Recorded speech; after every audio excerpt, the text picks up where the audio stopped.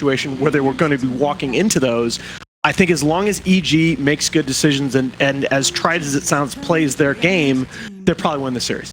Okay, we're going to move towards the draft. As you see, the players are just getting themselves ready for that draft. Will, what do you want to see Fear play? There's been a few question marks over what he can play in that mid and whether his new version of the modern mid is suited to certain types of hero in that lane. What do you think suits him?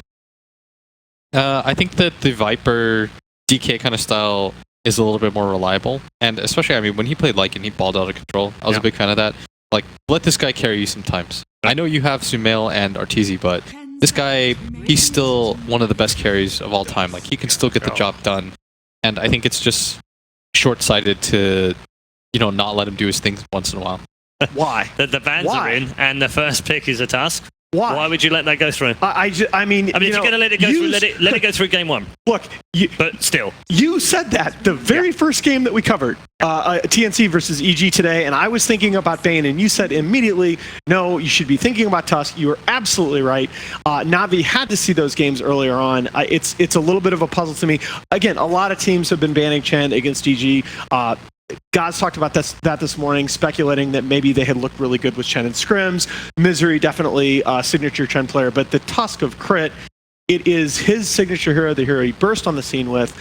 He just does so much damage throughout the game. And it's a meta hero right now. Yeah, for sure. What place do you secure, by the way, for winning this match? This will be top 6 if you win this one. Top 6. Yeah. And top 4 7, get 8, points, 7, right? 8 if you lose. What? Top 4 get points. For 16 teams, I actually forget. I think it's a bit deeper than that, but yeah, I think it is. I think it is a little bit deeper than that. I think maybe 8 teams. Points wise, it is top 4. Top 4, yeah, 40 points. Okay, so this is 400. really interesting. Yeah. So Void has been sort of steadily climbing the ladder in this tournament. Interestingly, we have seen a little bit more 1-position Void than we have 3-position Void. Crystallizes Void is actually quite brilliant. This is the hero that he used to beat EG in the opening game of the tournament. 10 seconds remaining. And the Sand King, another hero that they play quite well. Play it in 3 roles. 5 seconds remaining. I think Crystallize has been sort of similar to Ace for me and what he does for Navi. And that's a great compliment. Yeah, in terms of like what they bring to the table, I feel like Ace was probably the best addition so far that we've seen in the DPC, but aside from that, like next 2 are probably Crystallize and Roger. Like that improved their team the most. Agree. At the same time, like for me, when we were having that discussion a few days ago, like Navi, yeah, everyone kept telling me like they beat BP and the Adrenaline Cyber League. Like, come on, I don't care about that. Who cares and I don't about think if you ask the Navi players, I'm almost certain they also don't care about that. But I did think it didn't the lead to newbie points. series was significant. Like The newbie series is pretty good. They were, but then when it came, who did they play right after that? Was it like EG or something? I think it was like EG that? And they lost. And that's I mean that's fine. You know, EG had a really good day of Dota that day. I would like them to like really show. For me to say like Navi's back, I need them to win this turn. Or I need them to at least like get a close second. I honestly, I just don't. I just don't think they ban the right heroes. I'm not feeling it because I think the PL ban is just a huge mistake. I'm actually just kind of frustrated. Yeah, so if you're Navi and you take 3 heroes off the table, I can't pick too much nit with the Misery Chen and the Misery Bane because he has dictated 2 games in this tournament, 3 games in this tournament with those 2 heroes. But I don't think you can allow EG this open. The Tusk that's going to lock down your early roaming, that's going to lock down your team fight, has that AoE save, and then the Fear Lycan, which just, you know, you asked Will earlier what kind of heroes do I want to see? Does he want to see Fear play? I think Fear is so good on these tempo controllers, these tempo carries, pushing carries like the Lycan that can get a little bit down, get a little bit behind and farm and still do their jobs. The game that we've seen Fear struggle personally the most in this tournament was the Dragon Knight, where he got underfarmed, and Dragon Knight, when he's underfarmed, loses a lot of his pushing ability, loses a lot of his fighting ability. Lycan can fall within reason behind and still be a threat to push towers, still be a threat to gain your team map control.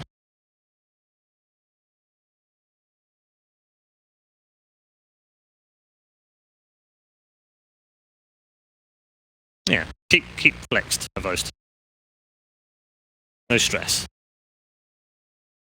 Everything's fine. I think I don't want to be mean, but I think you're overreacting here a little, Alan. I hate allowing EG that open. I feel like I really do. calm down. All right. Navi, 100%. Like, they had to know Niji was going to do this. I think you will afford them a little bit more patience. It's only the first 2 picks. But what's your the thing is I neither of these heroes, maybe Tusk, but Lycan is one of those heroes. How is there one hero that counters him? That Rider's sick. That Rider destroys him. Yeah, but then there's so much left in the pool that can neutralize the bat. You've got the Abad and you got the LC left in the pool I'm that just both saying, fit. It would be very silly if Navi has a really good idea for it and they end up winning. Then we would look like fools. Fair enough. Well, and that's part of the first game in a best of 3, isn't it? You actually let them have the things you think they're the best at, and you have a plan for it to try and beat them. And if you don't, then you ban them. This is why I talked to Blitz about Dota, because he's just, I'm an emotional person. I get excited about things. It turns me down a little bit. It actually really helps the analysis. I mean, objectively speaking, you're completely right, Paul. You're playing a best of 3. Like, you know that EG is very reliant on this Tusk, and they've won all their games with this Lycan. If in this best of 3 you beat this, then Navi has all the confidence in the world because you know that you've taken away their 2 best weapons. However, they have picked a 1 on 11 Witch Dog. Is that what the hero stat is now? 1 in 11? Yeah, he's been pretty bad. But as we've always said, he's a position 5, and you don't really care too much about position 5 stats. I actually think they're important, but I can differ with guys. Yes, that's sly. I think 1 on 11 starts to become a bit of a worry to me. I mean, like, I don't... if it's 1 and 5 and it's a 5, See, that's okay, whatever. Exactly. I think it's a matter of magnitude. 1 in 11 in this tournament? Yes, 1 in 11 in this tournament. See, I'm chill. There's a reason. Guys, just making me believe more in Navi, honestly, Alan. There's a reason that stats are numbers, right? Yes. A stat, when it may not be meaningful most of the time, but when it gets to a certain point, I think you start to what did they say about doing the same thing over and over and expecting a different result? Classical definition of insanity. Yes. Damn, dude, I really just want to say Navi's going to win. Go for it. I am comfortable.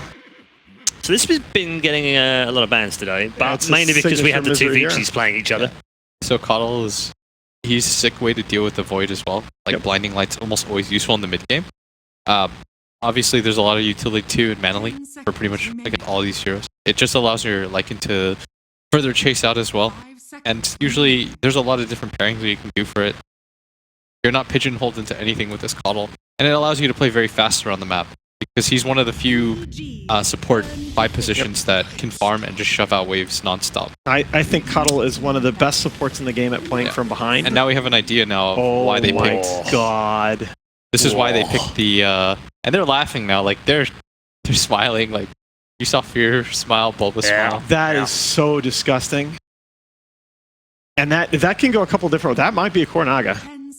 What? I think that's definitely a Kornaga. I still think you can run... I actually think... I've seen Sumail play Tusk a couple times, so I think you can still run Tusk Kornaga support, but yeah, I would lean toward a Kornaga as well. I just think this is such a sick EG draft. I think Coddle... If I learned one thing about Coddle from Liquid playing at TI is that Coddle is probably the best support in the game at playing from behind, because he gives you guaranteed split push. I think that's... Has to be a Kornaga. I mean, Misery will play Coddle and Crit will play Tusk, right? No, well, probably, but I'm going to hold off on it in a minute because I have seen Sumail Tusk in the past. Sure. I think it's like 95%. Because they have no... Like, Navi's not gonna cash it. This is a very free Naga game. Yeah, you're probably right. I think this Naga is more of an issue.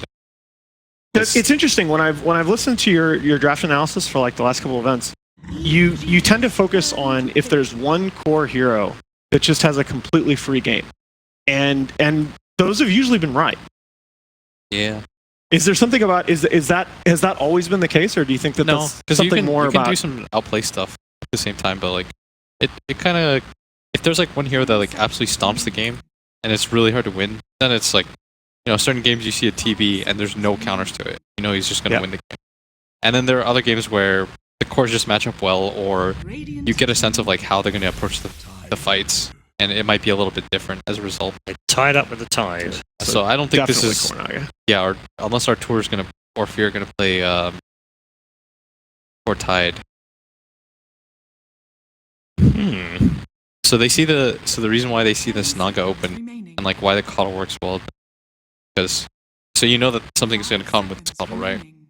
You look at the enemy side of Navi, and they don't deal with these illusions well at all.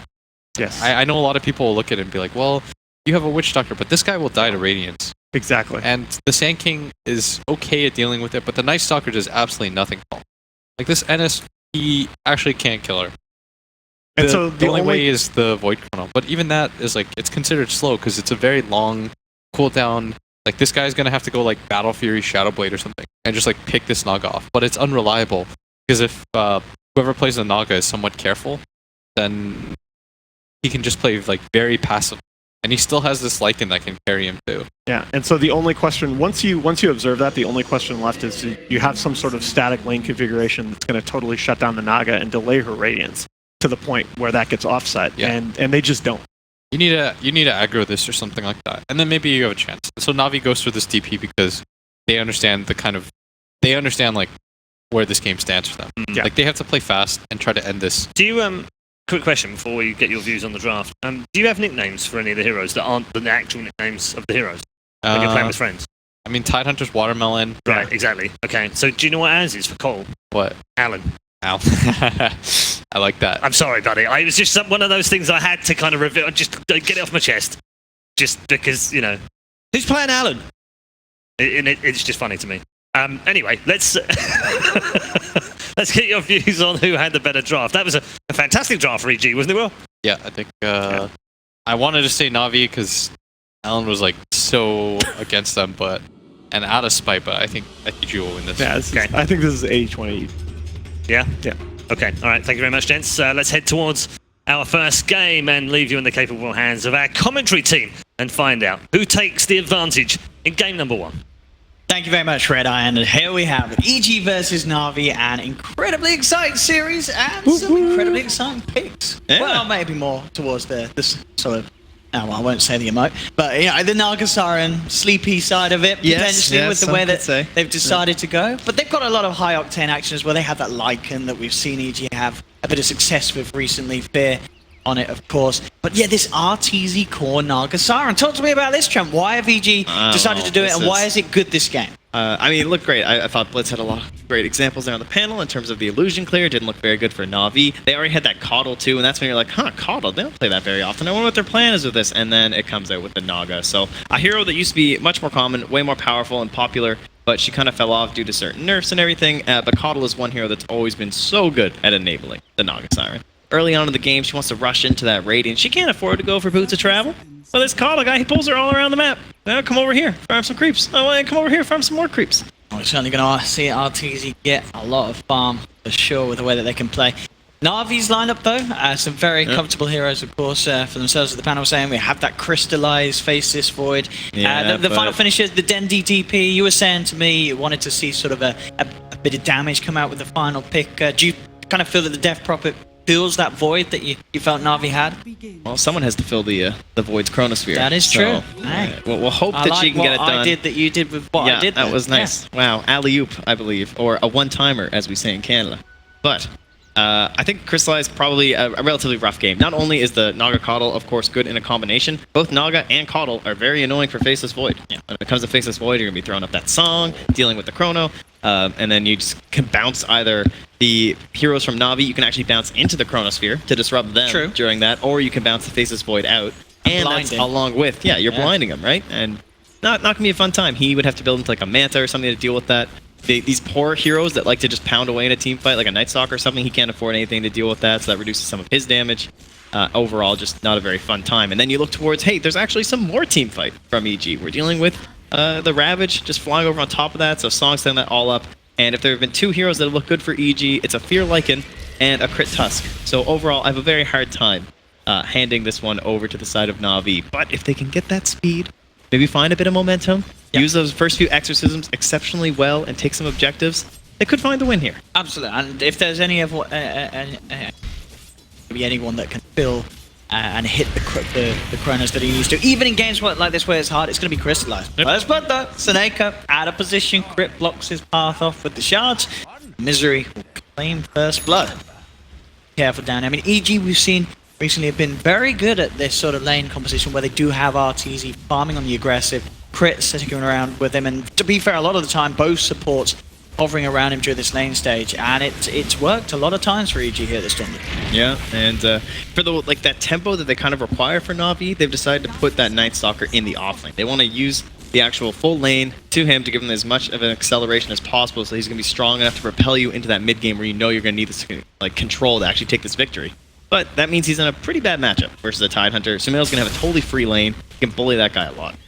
Roger, coming towards Arteezy. They do have the Paralyzing Cask as well as Crystallize coming in, and they should be able to get this one. Arteezy taken down. As quickly as I was saying how well they've been running it here with these aggressive sort of lanes. They can't afford to do that, giving away Arteezy's life on the aggressive. So Na'Vi finding a dream kill really for them in their own safe lane. Roger going to try and attempt something mid here, but you can see Fear. He's at the 1-0-2, so this level 3 Lycan, he can lane anywhere. That wonderful region he gets from the Feral Impulse.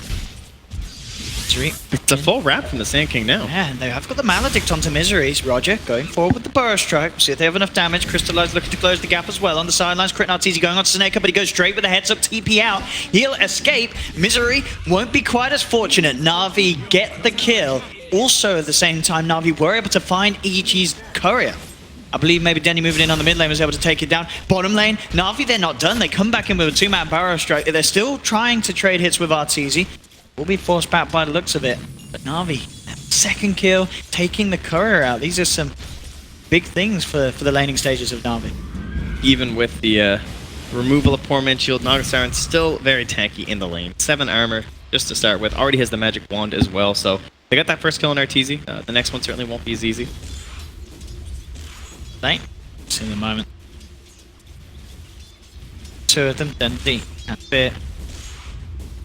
119 for 7 on the DP, and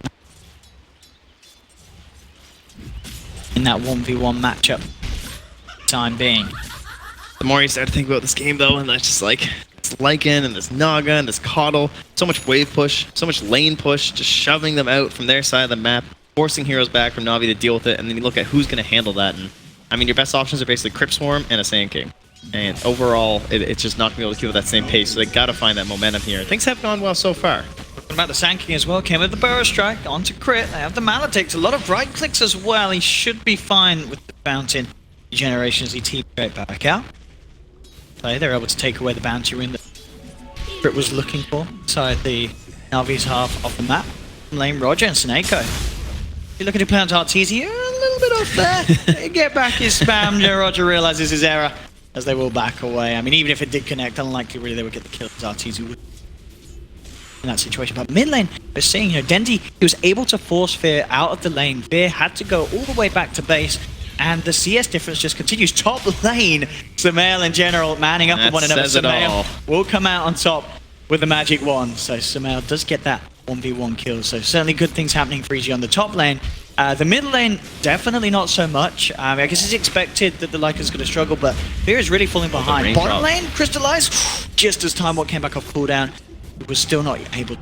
They have the control taken down. But again, look, Fear comes into the middle lane and forcing him back very aggressively. Dendi taking great control of this 1v1. Yeah, and he's still struggling to get into that ring of health. And as we all know about Lycan these days, he does not like buying boots early. He wants that helm as soon as possible. The boots don't do anything for your ultimate anyway, and that's when you're making your moves across the map. So that feels like some wasted gold. But when you're laning against a Death Prophet, boots tend to be pretty handy. So very nice start for Dendi. It's a very hard lane for Fear. I mean, a little surprised we haven't really seen EG try and offer a little bit of a help for him in the middle lane with regards to maybe Crit moving across, but I guess they just see more value in trying to make sure that Arteezy does get the farm down here. And he is. He's 23 for 7 on the Naga Siren. Is ahead of Crystallizes Void, sitting at 16 for 6 at this time being, but definitely he does not have the same lead that is going the way of Na'Vi in that middle. And although he went down in the top lane, I'm actually pretty fine with the way that General's been playing up there. He's getting a lot of farm. He's getting a lot out. And he's playing nice and aggressive too, so he's not just like backing away from the anchor smashes and being too forced back off of it.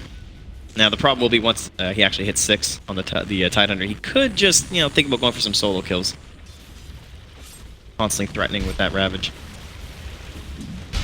He's still sitting down over Arteezy. There's the wraparound for Na'Vi. Roger with the invis. He's looking for an opening. Goes straight in with the Burrow Strike onto Arteezy. Maledict to follow through as well. They have the cast. I need a couple of good bounces really to get the kill, and they don't get it. No bounces the cask back towards Arteezy, so he'll be able to walk away. Will man to escape. General, like this. already coming over to the mid lane during this night time, bullying Fear, making sure that Fear is kept behind and will continue to struggle to try and catch up. Bottom lane again, Roger looks for another burrow strike. Seneko once again with the Maledict. Will they get the bounces that they need? No. The cast bounces down bottom. It doesn't matter. The Crystallize comes in with the Time Walk, gets the bash. Arteezy taken down. Another kill for Na'Vi's tri-lane safe lane. Yep, and why is this happening? Because Crit's been kind of pulled in towards that mid lane. There's this issue with the Death Prod versus the Lycan. Crit's like, well, if you're going to jungle, I want to absorb these lane creeps in the mid. That's kind of a waste. And so with just 2 heroes down bottom, much easier for him to pressure and kill Arteezy. So now we have Dendi and Crystallize getting a little bit of room here.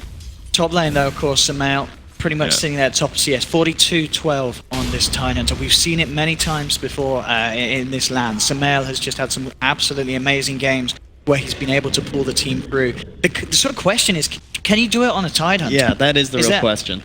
It's like, you think if this was like a puck or something, or even like a clockwork, he's done very well on so far with his offlane plays here. There will be. I don't know if this will. Yeah, this is a burrow strike, so no big D. Harvey don't get the kill, but yeah, forcing him to use that, it always sort of eliminates the threat of a Lycan. Oh, I like how he TP'd TP'd top too. They want to try and set up a kill. Okay. See what they can do. There is the big Tidehunter. He's level 7, 4 points in the Anchor Smash, has the Ring of Health. Well, they're going to give it a try with the Maledict. Oh, okay, and with that amount of magical damage, it's going to be more than enough to make sure that Sumail will pop. He does turn with the Ravage. He's looking for return kills, but he won't quite be able to get it. Na'Vi, get away with the kill and don't lose a single member. That feels bad when you're playing Tidehunter. That's one of the worst. The first Ravage isn't that important, for sure, but you really want to try and use it just for a free kill, because it always feels like a freebie, you know? Someone's always playing too close to you, and they think, oh, he's not going to waste Ravage just to kill me. Bottom lane, looking for Crystallize. Does have Time Walk. Damage flying through from Misery and Arteezy, so should be fine for now. Quite level 6 on that Void. Rotations from Na'Vi support. Seneko, Roger moving towards the mid lane. Then he's putting the pressure on. Sumail's TP'd in, but of course there is no Ravage. Sumail's got to be careful in case the supports find an opening onto him. Bottom lane, here see EG looking to dive straight in onto Crystallize. Does still have the Time Warp, but he's rooted up to get the chance to pop it off. He pops those 1 charges. That looks like it's still on cooldown, so won't be able to escape. EG are able to claim the life of Crystallize. Same time, Na'Vi do take the tier 1 tower. Trades continue. 1k lead at the moment for Na'Vi, but very, very close. Sumail, you say he needs to do something big with the Ravages, so we'll keep our eyes on him in 80 seconds and see what he's able to do when it's back up and where he looks to make an effect. EG though, with that kill onto Crystallize, they are able to overrun the lane, push it down, and will be able to find a tier 1 tower themselves as Crystallize heads straight up to top. Has no interest of being around it. Roger will actually come down to pick up some levels, but he is definitely going to be on his own for a while. Yeah, they get the snowball across him. Roger may have made a bit of a mistake coming in. There are going to be mass TPs. In fact, Na'Vi, they want to fight him. Roger, he's going to be fine. They can look towards Arteezy. Arteezy gets the song off in time. Does he have he doesn't have a TP though. We'll see if they're able to close with a Time Walk to Chrono, but it looks like they, just a little too far away. So EG, get away. But Na'Vi actually managed to keep that tier 1 tower alive, which we see a lot of teams sort of just let it be and let it go down. But Na'Vi say, no, we want to keep control, make sure it's a lot harder for EG to invade the map. But look at this aggression. This might be setting up for the next exorcism here, as DP's also nearby. And look how close they are to one another. Arteezy and Misery. They do not expect this wraparound at all. This is incredibly smart from Na'Vi. Arteezy heading into the sidelines. TP coming in from Sumail, but he still does not have that Ravage. Look at the silence onto Arteezy. Arteezy still continues to back up on the side, though. Dendi gets caught out. EG Sumail finds him. Roger will jump in with the burst trap, but I think Na'Vi may have dove a little bit too deep now, because EG, they're ready in full force to find the return play and get those kills. Roger cut down as well by the Riptide. And what looked to be starting off to looks like a smart movement. It seemed that EG were ready in the long run. The TPs came through, no hesitation. They didn't even need Ravage. Ravage is still going to be there for the next play. EG get 3 kills. Man, look how much vision they had in that area, too. And still not able to secure that. Definitely not a good sign here for Na'Vi. Some good plays, but that's kind of what Fear was waiting for, you know? He's just kind of hoping for this moment where he can actually just pounce. He hit a rough lane, and the farm speed isn't that great, but with that helm, with that level 6, he's very good at grabbing these aggressive creeps. You know, he doesn't care about catapults. The whole time he's been playing these Lycans, he's getting the Centaurs, he's getting the Trolls, and he's going for kills. Slowly, surely making that recovery this game. I mean, he is on par with Crystallize's farm. DP has set up top, though, with the Exorcism, backed up by the Witch Doctor, and yeah, we're going to pop it, so... Time to see if EG want to try and mount another defense here. The eyes on Roger down bottom. Fear to move in, get that root off, but close the gap. Towards top. That's a Navi. DD run too. Look at this wraparound from Sumail. Sumail's actually come in on the top, starting to play around with them. He's going to get chronoed straight away, though. They're trying to eliminate him before any sort of threat happens, and they'll get it. Sumail maybe overestimating his sort of survivability with that tide entrance. He knew the heroes were there, waltzing straight up to the high ground from low ground without vision, and it cost him his life. Oh, and look at that. Seneko instantly dewards the board. Oh, Get the deny. Oh. Tier 1 does still stand up top. Navi be able to finish it off here. Feel this location with the eliminate. Lane general, level 8. She can start pulling Artesia a little bit. Level 7 on the Naga Siren. 2.4k towards Relic. That plays Radiance Rush. And despite a disadvantageous lane for the Night Stalker, he's doing relatively well. He's almost caught up to Fear. He's into that big second nighttime, and he's going to go for a set of drums here to try and enable himself and his whole team if they can get some stuff done before the 16th. Now, we haven't discussed it yet, but also we have the Night Stalker countering the Keeper of the Light, but we also have the Lycan at the same time. So it was kind of a shitty pick true. and a situation for Na'Vi, because you're like, okay, well, we can counter the Coddle, but once that Howl starts getting leveled up, these fights are going to become more difficult if we're popping that during them. So it'd be interesting to see if maybe this engagement for General doesn't pop it, just for that specific reason. Oh, look at this General. He's found himself a solo kill. The poor old Keeper of the Light out on his own in the middle of the night. Well, we'll find it. He's actually going to move across towards Sumail. There's TP's coming in again. Sumail, Have the Ravage. he is entirely on his own. He does have one's the coming. Hood. It's going to back him up a little bit, but it looks like Team? no response from Guys? the team. They are almost certainly going to dive the tower for this, as Na'Vi realize that EG, they don't seem to give a damn about Sumail just dying on this top lane, as Na'Vi move in, claim the kill, tide is down. No response from EG whatsoever. Surely they won't dive me this deep, guys. 5 under tower with Ravage? No way. I'm fine. Push mid. Get lanes. Na'Vi will be able to finish off that up top. Fortification popped, and Na'Vi continuing this wraparound back towards mid. Seneko and Roger leading the way. Yeah, Crit look at the and Fear posture. are They both know where there. they're coming from. Crit and Fear could maybe look to try and take a chance. Well, with General there as well, it would be a little bit questionable. So Crit are indeed keeping themselves hidden. On the side of it, trying to hide up. They will take down the Helm of the Dominator Creep. I like that with the Goal for burrow Roger. strike too, because he was kind of thinking about a play, I think, where, you know, I'll be able to get a net with my ulti. Can we get a kill set up here? Finally, a bit of space for Misery down bot. He's going to get a little bit of pushing action there. Space for Artesia as well, to be fair. Oops. Close to that relic now. So he's had that space. Yeah, he's got enough money for the relic. So Radiance is going to be there at very reasonable timing for this Naga Siren. Have to see. It's been a long time, really, since I've got to see a core Naga go to work. So Yep. we'll have to see the sort of impact the Radiance illusion push is going to have on a lineup like Na'Vi's. Can these heroes deal with Naga Siren shoving in multiple lanes, farming jungles at the same time? It sort of begs to... Doesn't look good, No, I would say. It has the potential to be very scary for Na'Vi. To secure quite a bit here, and as we move closer and closer to that 16-minute mark, as we're going to start transitioning back into the daytime, I wouldn't say they've gotten that much done in this period, the Night Stalker, but it's also a time when everyone on his team's still farming up those core items. They might not be strong enough to go into the Roche Pit yet, so they're just hanging around, hoping for a couple more pickoffs, and Demille kind of been the target for them so far. They're actually looking towards him again. Roger straight in with the Burrow Strike. Maledict upon him. They'll put the Death Ward. They need everything to bring down this Tide Hunter, and there should be enough. A lot of damage coming into him before the Maledict ticks. He's going to try and TP back, but the damage is too much. Roger gets the final touch. Another death for Sumail. I mean, as I was saying, Sumail has been having some great games this land, so I absolutely understand Na'Vi. They just want to shut him down. They want to make sure they get the kills on him, so the Sumail has a hard time to have an impact this game. There is a wolf in the pit, and the sentry doesn't see it, but unlikely to have an impact here. General actually finding Artesia to the side, but maybe at the same time sort of ganking the play from Ichi. He may not even go down if he could do this one around. It is nighttime. He's pretty speedy. He's actually going to look to still try and has get the flight. kill with him. He gets the kill. I think he's going to get out. He Later. is. General takes down Artesia underneath the noses of Crit and Misery. He should indeed fall to Fear. Surely he can't get himself out of this one as the Wolves chase him. He's trying his best. He's pretty damn speedy, but the shot's not going to reach. General Surely he dies here. The Necro unit's chasing him as well. 15 armor. He's trying his best. He can't quite make it. Fear will claim the kill, but absolutely worth it for Na'Vi. They take down Arteezy and they get Roshan without any sort of contest from Evil Geniuses. Under a second left till he had that flight. But yeah, 100% worth it. But we do continue to have a relatively even game in terms of the net worth. It's all about this Arteezy Naga in terms of EG's powerhouse. And Fear, of course, as well. He did have that very tough time in the mid lane, but look at this man's net worth. He's first on the board for EG, only slightly behind the Death Prophet now. So a very impressive sort of just composure from Fear, the classic Lycan, head to the jungle. Get involved for the easy kills, but make sure that you can recover. And he absolutely has. This Lycan still going to be a definite threat. And we've seen it already a couple of times this land. Fear on his Lycan, seeming to be, I'd say, the best hero that he's performed on. Yep, sure. We do have our Battle Fury done for Crystallize. That's his big item of the game. I don't know how I feel about the Battle Fury in this game, to be honest.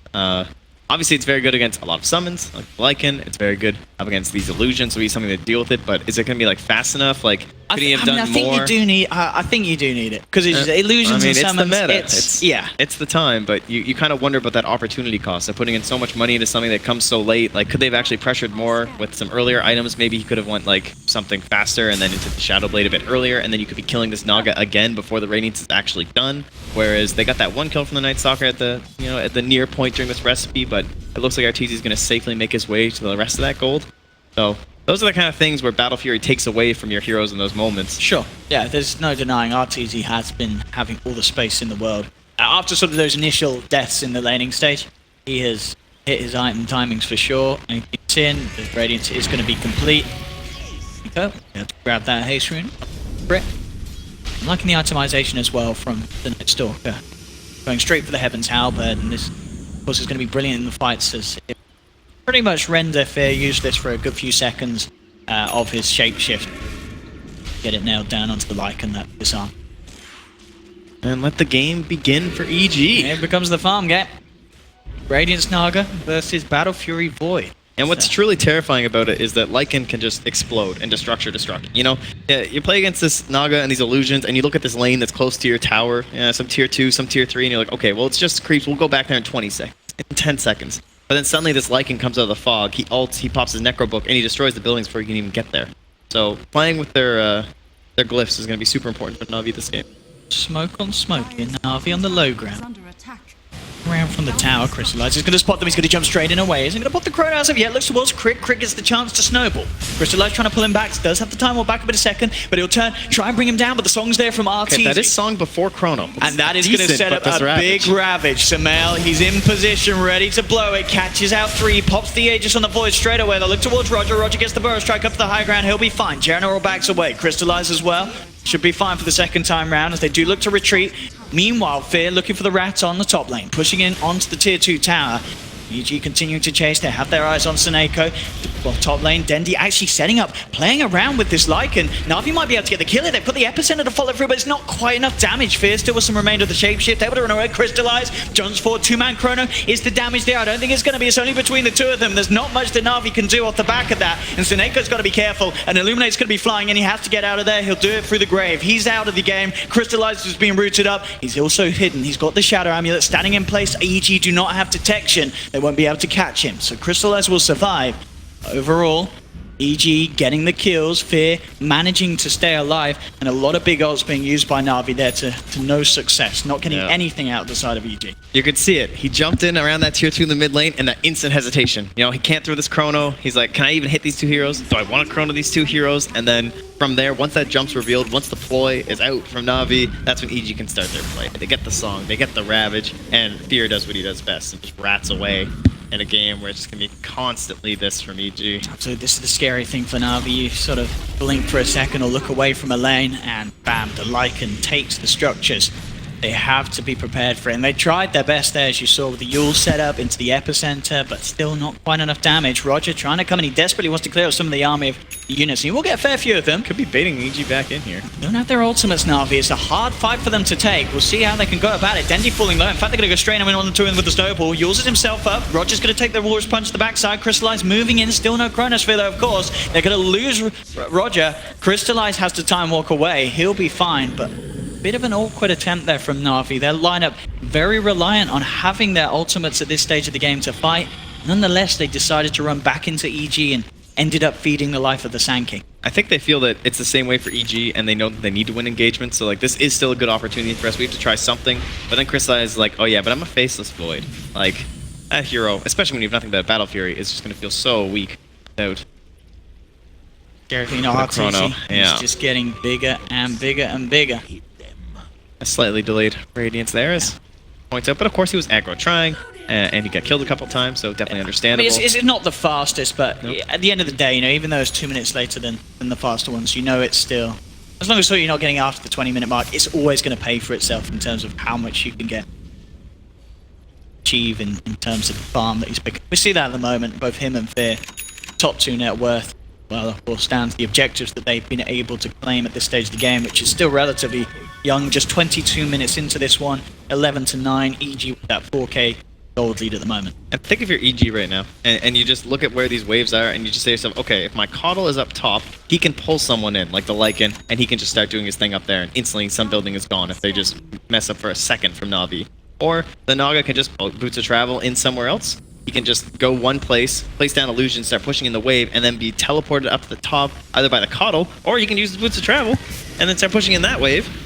It just kind of starts to feel impossible unless you get these big ganks. You have to break this like big combo chain that EG have going. Crystallize's going to try that here with the Shadow Blade. Oh, that's a good hero. He's coming across, Roger. Gets the Burrow Strike to open up some air. Actually going to put the Ravage. Only catches onto the faceless Void, and it's not going to be enough to kill him. He's able to time walk off. Fear comes forward. And he'll be able to silence up the Lycan, but Crystallize, he's in trouble. The rest of EG turn up, and Crystallize is down. Na'Vi poking around a little too long, a little too deep in EG's half of the map to get away with anything. Losing their Void like that, it's going to keep Crystallize further and further behind in the farm, make it much harder for him to sort of equalize the power and net worth that both Arteezy and Fear have, as currently sits at 2.5k behind them. Which is going to get even greater if keep attempting for unsuccessful plays like this, Na'Vi. You can tell it was a real desperation play because there wasn't even vision set up. Like, they were going in completely blind. Jump, trying his best to play around with them here, and he may just make it out. Burrow Strike into the tree line, Sandstorm TP's out. Mid lane, Fear, ready to push him with the ultimate. It's got the Purge on Snako, slowing him down. Snako turns with a Maledict. Can they keep that man alive? They can. They'll be able to force the Lycan back. Snako's able to get himself back to base. Still, more and more map being taken over by EG. We'll see in this game, and Na'Vi, they do have this line. They do have a Death Prophet, and still themselves unable to really pressure any tier 2s, and it's getting to the point where we may just have to wait and try and fight the EG sort of force. Na'Vi just play the benefit of having the high ground potential and trying to get something big with the Chronosphere. They do have the Cleated Shadow Blade on Void, so there's definitely potential to find that opening, but it's going to be hard with the way that EG are playing. Very much separated up. We've very rarely seen more than 3 heroes together. It's always Fear, Arteezy farming opposite sides of the map, which makes it very hard for Na'Vi to decide where they move, who they want to try and make a play on, because you're never going to get both of these cores in a fight. And if you pop that darkness again, then you're dealing with this massive Howl. He has reached level 16. They're there. 4 points, so good luck ganking someone. That thing gets popped up there with a double value at night. Arteezy also closing in. Can we just... It's pretty much the Alchemist build at this point, honestly. Naga was dead for so long. This is the Naga doing the Alchemist build. I mean, so you know? I was going to talk to you about this as well. So, as I said, we've not... I mean, me personally, I've not seen a core Naga in terms of pro games for quite a while. So, is there a reason why he goes straight for the Octarine rather than the Manta? Does he just work out better in terms of farming value with the lower cooldown on Mirror Image, those illusions being obviously a lot better, a lot more in terms of the duration and stuff? Yeah, and the uptime compared to Manta illusions. I think there would be some players who would probably still go for the Manta just because of the value in this game up against the Night Stalker as well as the Death Prophet. You could see that, but he's feeling pretty safe. They're definitely ratting enough that they're pretty much dodging all engagements anyway, so that's not really his main concern, I would say. Yeah, I guess that's... Yeah, because he's not really been in a position where he's threatened by any sort of silence from the... Yeah, makes so sense much backup this game.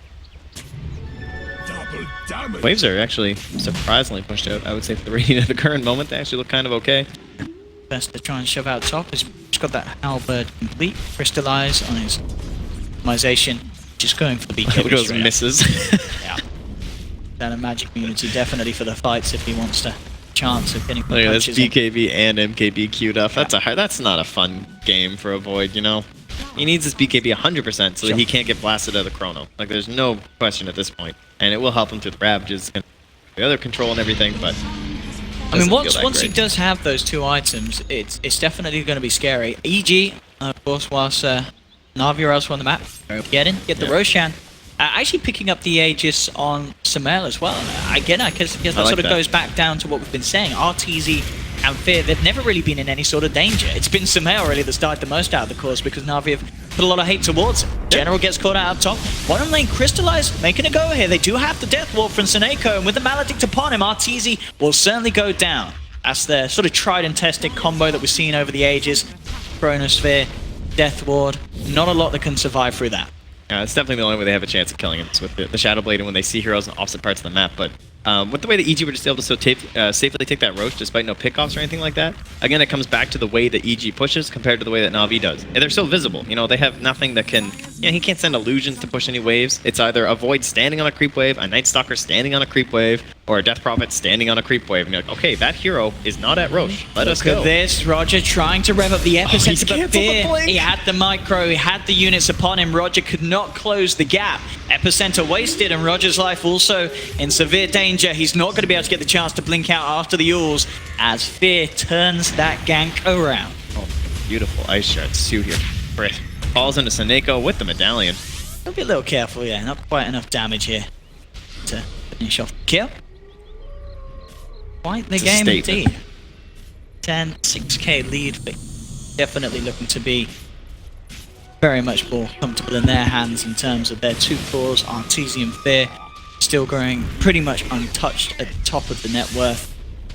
The farm that these heroes have, they are going to be issue for Na'Vi to take control of. Seneko.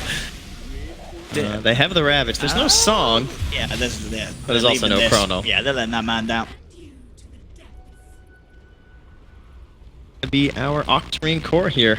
Courier starts heading to that dire secret shop. Oh, 28 okay, minutes. RTZ will just go there first. Pretty good time. But I'm just impressed that Fear's keeping up with Radiant's Naga. Also true. He is farming like an absolute beast. I'm quite literally. Radiant Here's the luck. under attack. Here we go. Up to the base, forcing out fortification. Oh, hello, who's that behind us? Crit says he's found himself Roger. And Roger in Desperate times. a lot of difficulties there. Desperate measures. And, No didn't pan buyback on out. that Sand King. No Sand King for 50 seconds. EG, they've got the Aegis. They absolutely can go for try for a high ground push. He's going to pick up the gem. G are going to continue to expand just the vast amounts of control they have. See Crystallize poising himself looking for a Chronosphere, but he really had to get something miraculous. Oh no, Roger's just done this, General. You can't follow suit as he just goes around the back again.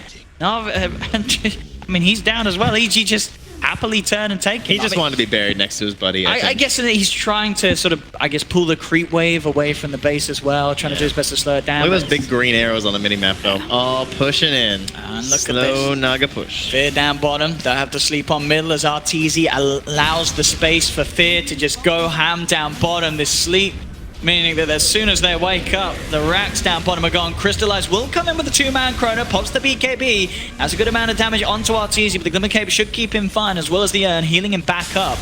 As bottom lane just got absolutely cleared up by Fear.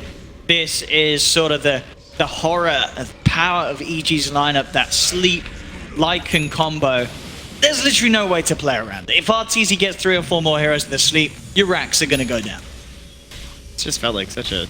I don't know. The way you knew this game was going to go. If they didn't explode like crazy from Na'Vi, it's just... I don't know how they have any answer to this. Radiant's bottom shrine is under This is...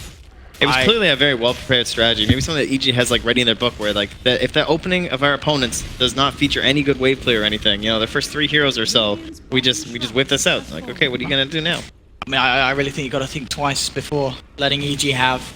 I mean, Lycan for Okay, definitely yeah. one thing, but then having the Lycan and the Naga Siren, that's... Yeah, well, especially the Tusk, honestly. I mean, yeah, Crit Tusk. He's been... I think he's had loads of games as well where he's been allowed to have it, and he's very much seemed to be in the sort of perfect zone to play Tusk over not only this LAN, but also in the previous Galaxy Battles. We saw some great stuff from Crit on Tusk. Yeah. I admire trying game 1 and trying to beat it and everything like that, but I would be pretty surprised if they left the Lycan in. I feel like it enables everything even them up. I think Crit can still do a lot of similar things on a lot of position 4s, but the Lycan is just... He has so many different options. He can rat and he can also fight very well, and Fear's just quite excellent. We go again. The sleep here. Samel tries to find a position to set up. Crit jumps in with the time walk, and they do manage to get the silence onto Fear, but he's already got the shapeshift out. Samel comes in with the control from the Ravage. Crystallize does get the chance to time walk out of it. Then he puts the BKB. He's trying to move in onto Samel, but Samel, the big old side hunter, a little too tanky for Dendi to deal with. Na'Vi have to back up.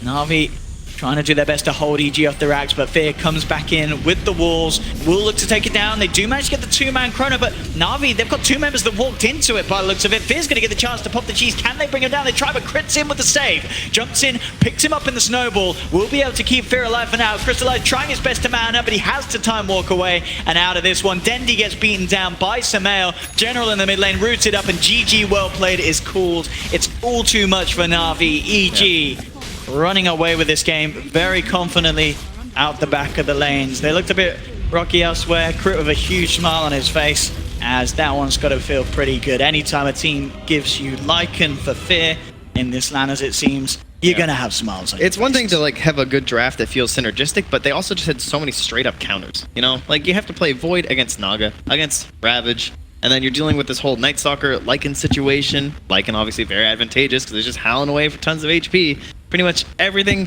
possible